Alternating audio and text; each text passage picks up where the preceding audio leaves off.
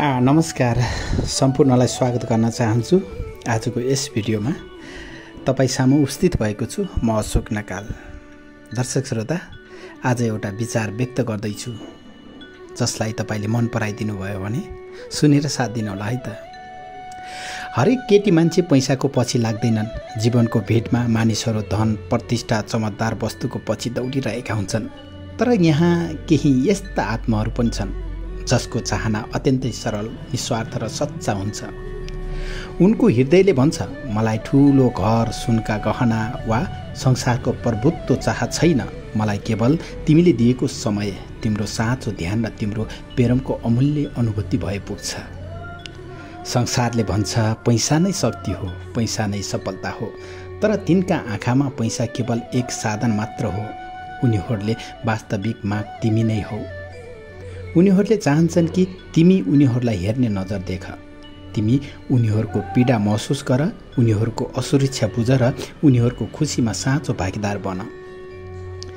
केही रातहरू जब केवल शान्त र चन्द्रमाको उज्यालो हुन्छ, त्यस्ता पलहरूमा उनीहरूले हृदयले चुपचाप सोच्छन्, मलाई ठुलो कुरा चाहिँदैन, मलाई केवल तिम्रो समयको एक क्षण, तिम्रो न्यानो काख र तिम्रो वास्तविक माया चाहिन्छ। यसले देखाउँछ कि प्रेमको अमूल्य संसार सबैभन्दा धनभन्दा ठुलो हुन्छ।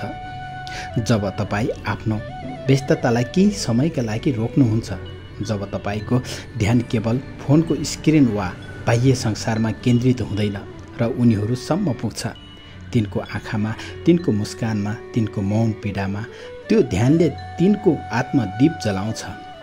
त्यो दीप यस्तो प्रकारको हो जसले जीवनका सबै अँध्यारा मार्गहरू उज्यालो पार्न र तिनका हृदयमा अमूल्य स्मृतिको बिउ रोप्ने गर्दछ।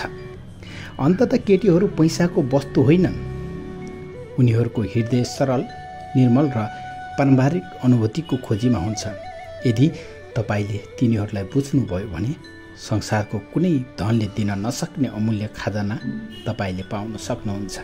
साँचो सम्बन्ध, साँचो मायाको गहिराई र समयको साँचो मूल्य।